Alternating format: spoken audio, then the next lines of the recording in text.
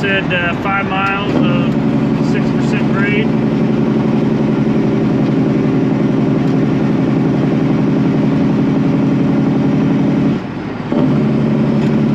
I need to take note of my mile marker here.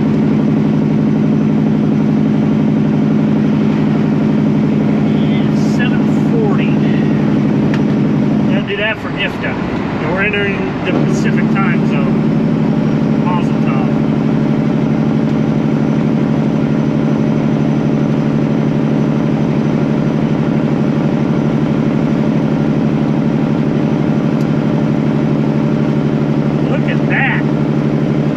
I've never seen this in the daylight. Last time I came through here, it was like early morning, so I didn't get to see any of the scenery. I think, if I'm not mistaken, this is called like 4th of July Hill or something like that.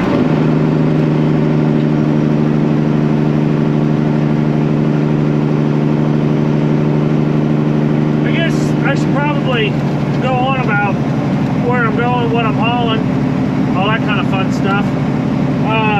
I got this tank on, obviously, you can probably see from the footage, big plastic or resin tank.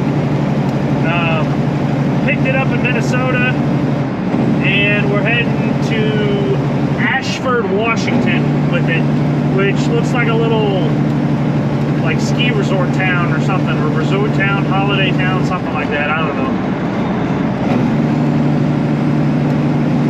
So far, it's been a pretty good trip. She's 11 foot. I measured 11.6. The paperwork says it's 11.9, but the measurements say it's 11.6. So they might have just tacked on an extra 3 inches so you're covered. Any guy knows he can use an extra 3 inches. I don't need that though. But yeah. Picked this up yesterday, and it's been a pretty good trip. It doesn't weigh anything, so I've been getting good fuel mileage. The wind has cooperated with me. I can floor it and get past people if I need to, which is always handy.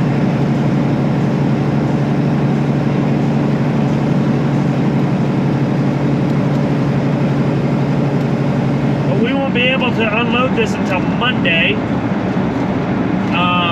So the plan is tonight to either get to Yakima or was it Moses Lake or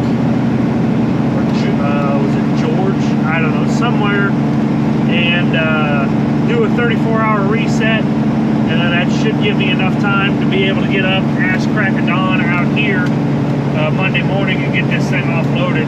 I got like a 30-minute window to get this thing offloaded, from 8 o'clock to like, I don't know, 8:30 or something. They weren't going to let me unload it until Tuesday, but they convinced the lady that bought it. She's got like a B&B or something, and she's got a big old shindig happening. She didn't want a truck there trying to navigate around cars. But I told the broker to tell her that I could be there first thing Monday morning to get it kicked off, because 8 a.m. to them is 10 a.m. to me. So I won't have any problem, you know, waking up or anything.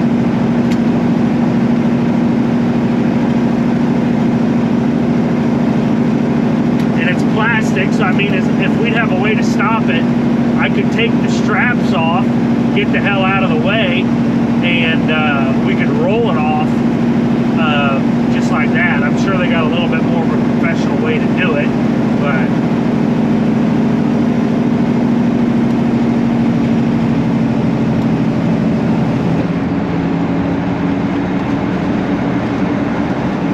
it's nice to have something light. I mean, pulling that hill there and going down it, you know, I don't really got to worry about keeping it below 30 mile an hour or something.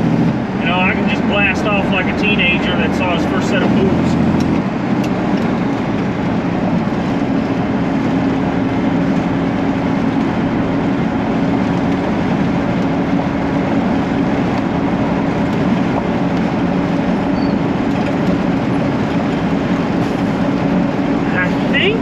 That was the worst hole we would have for the most part.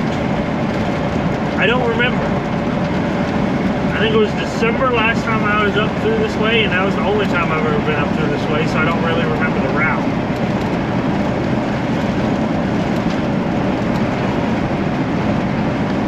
I don't even know what the speed limit is.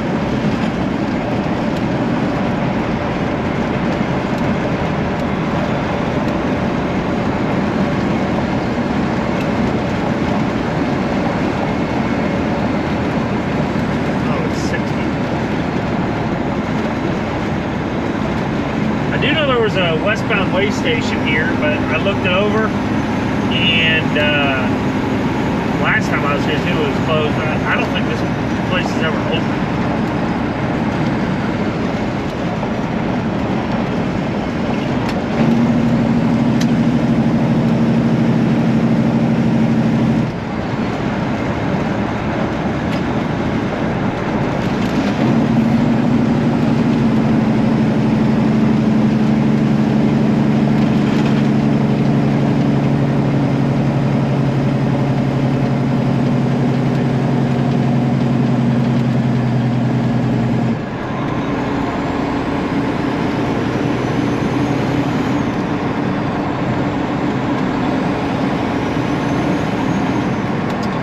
Up here, is this called the Panhandle? I think it's called the Panhandle in Idaho. The top part, the part that looks like a little top hat. I think this is the prettier part of Idaho. Down south, I've never been through like central Idaho. I think it's pretty desolate through there, but down on like 84 and stuff, I mean, it looks like western Montana, or, well, it looks like, no, eastern Montana, excuse me. It looks like eastern Oregon. It's just kind of bland. I mean, it's nice and open, but, you know, no mountains or hills or trees or really much anything. And maybe I ought to spend some time going up like 15 or something. That might change my opinion.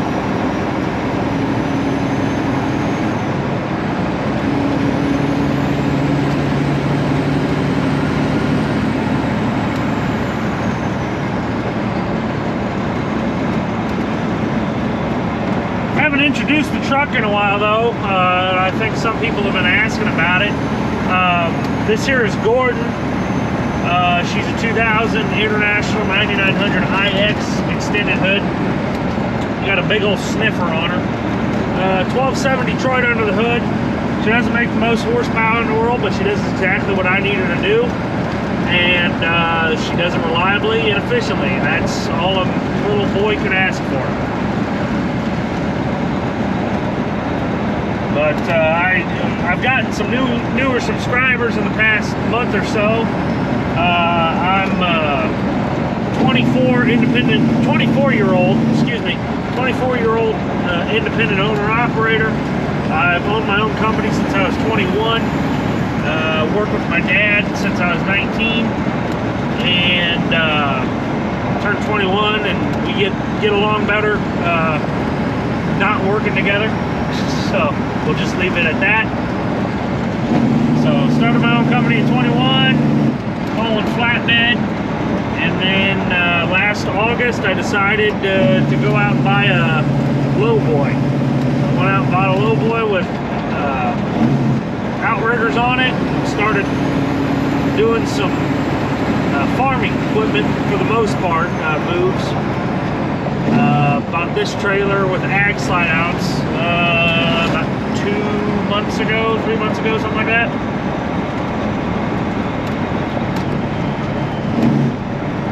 But my dad owned his own truck my whole life, and that's all I ever wanted to do was drive a truck and own my own. And by God, I did it. Suffered through. There's some rough points there, and I mean, every now and again I have a little incident that I wish wouldn't happen to me, but things have been working out great for the most part since I bought this lowboy.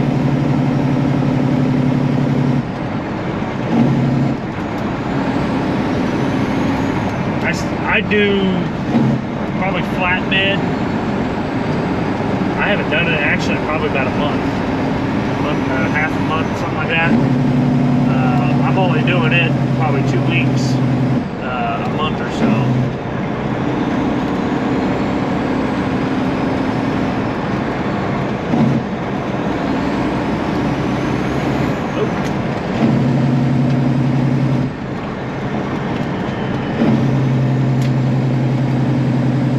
Guy's not having a good day. Oh, he had a bunch of pill bottles and stuff. That ain't good. That guy's gonna get cuffed and stuffed.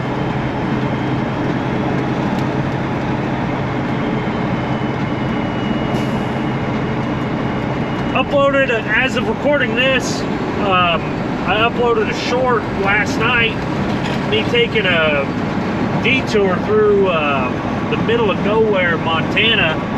And the road was rougher than hell.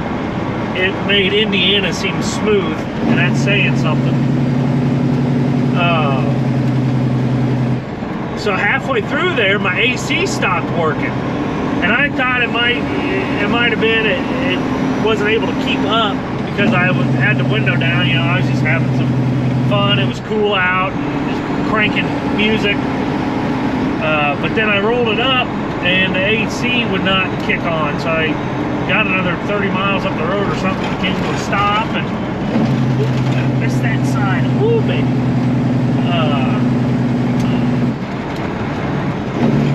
My APADS box was saying that it was overcharged.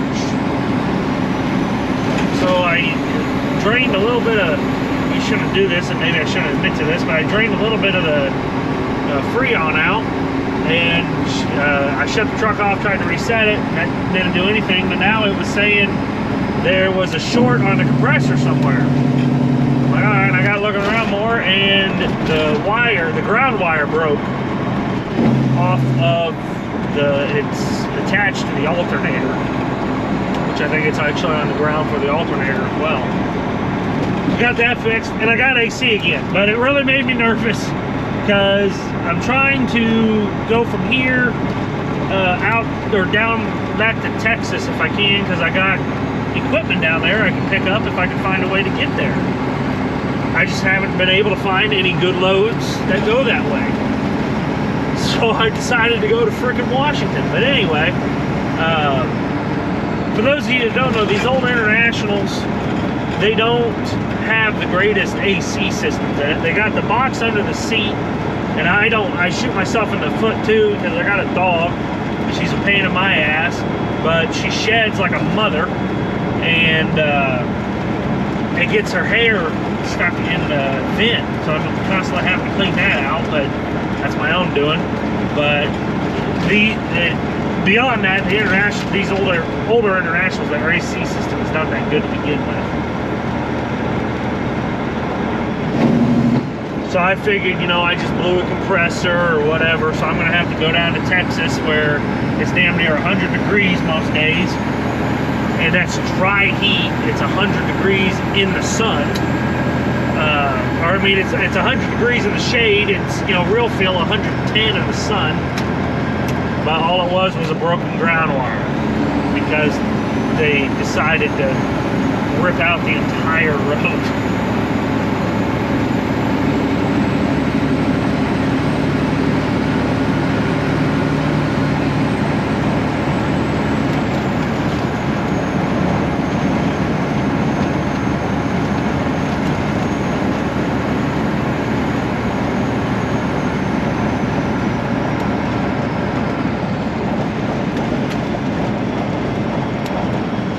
Worst part about summer's right here. I got a camper following me. I'm following 2 campers right now. I got a freaking hipster and an Airstream that thinks he's him.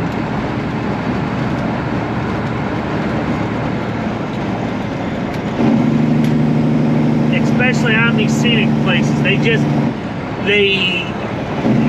They're on vacation, so everybody else must be on vacation. They're in no hurry for anything. And it drives me up the wall. Interstate isn't quite as bad, but I took the scenic detour, and Montana, added 20 minutes, but saved me like 50 miles. And I got stuck behind a few campers there, and they drive me up the wall. Because that's 2-lane too, and there's intermittent passing lanes every 15 miles or something. But if you're a freaking turd burglar in a camper, either do the speed limit or get the hell off the road, because nobody likes you.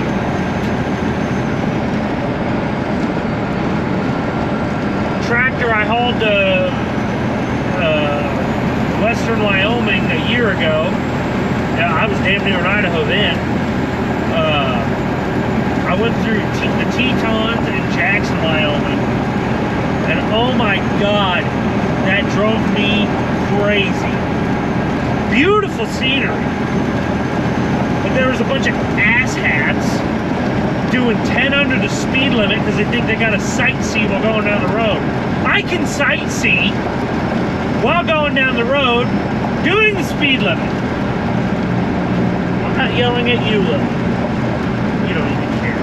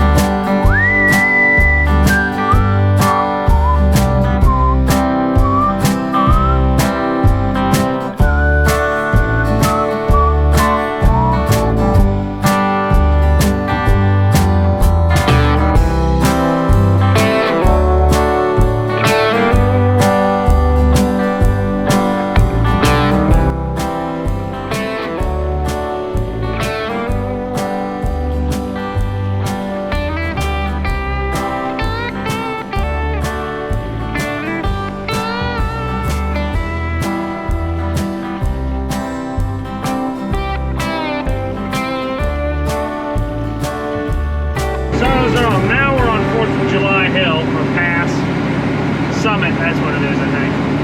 That was Lookout Pass. Some numbnut up there decided that we needed to slam on our brakes, so now I'm starting back in the low end of the high side.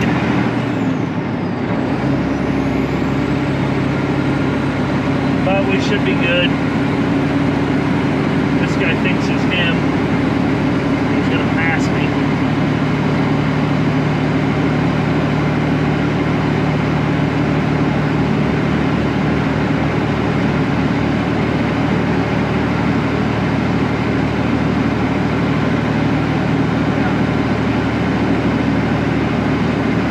Silly of me.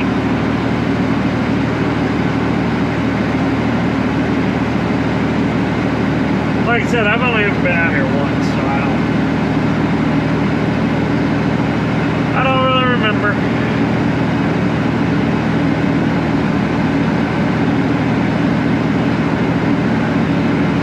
Like a rocket. Woo-hoo!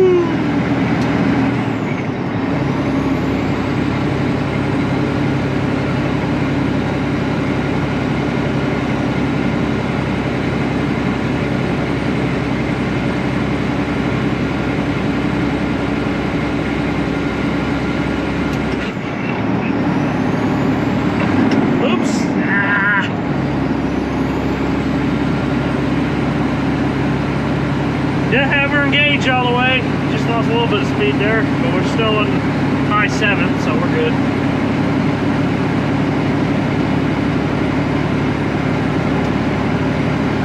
As I said, I'm light, but Detroit, I mean, she's only pushing out 500 horsepower, about 1,600 foot-pounds of torque. She's never let me down, but she's never the first to the top of the hill. That truck also probably is empty or extremely lightly loaded as well.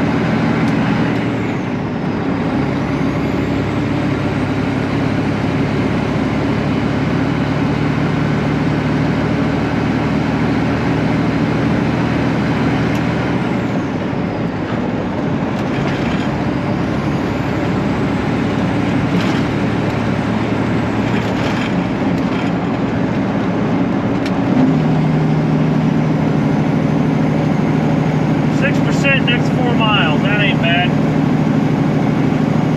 We could probably ride it at 50 and be fine, which I'm doing well over that right now. Freaking construction though, man.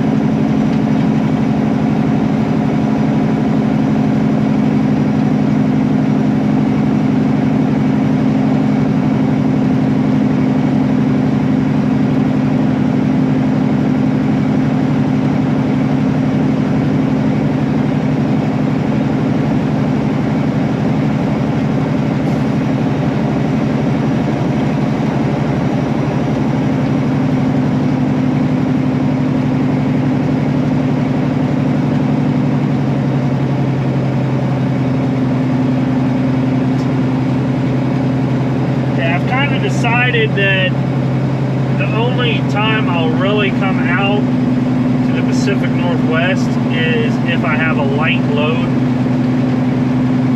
Because I mean, yeah, I can haul something 43,000 pounds and be fine. Actually, probably about closer to 40, because this trailer is heavier than my other one was. And I don't know if it's heavier built or with the slide outs or what, but it's heavier than the other one. So I'd probably only be good for 40,000 pounds to haul.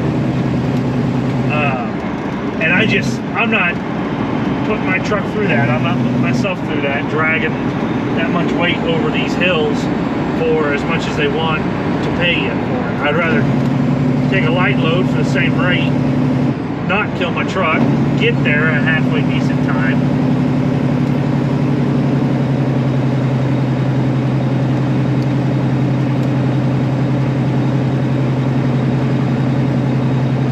Not that I've had an incredible many amount of chances, I don't know what the hell I'm saying, to come out here.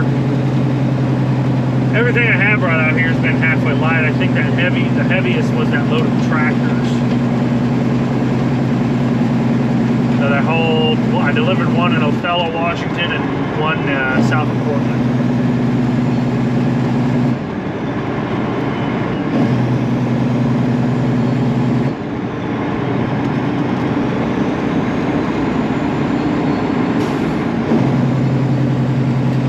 I wish I could come out here more though. It's just a time thing and a freight thing. But I think it's kind of like it's uncharted territory for me. You know, I've spent most of the time I've been driving in the Midwest and down to like Texas and Ohio, Indiana, that kind of stuff. Used to be the farthest I'd really go out would be like Nebraska, and that was extremely, extremely rare. And then I started branching out a little bit, heading up Wyoming all the time, Colorado regularly, New Mexico, either mostly passing through to get between like Texas and Colorado. Don't know why we're going under the speed limit now, but we are. But Oregon, Washington, and Idaho, more so Oregon and Washington, those have been kind of uncharted for me, which I guess Idaho would be the same case because I've only ever been to Idaho when I'm trying to get to Oregon or Washington. Montana I've hit up a few times. It's not that it's boring, I'm not saying that, it's just Oregon and Washington, I mean, they're just two states I've never really played around in too much compared to the other ones. Anyway, I think this is the bottom. Continue the time lapse.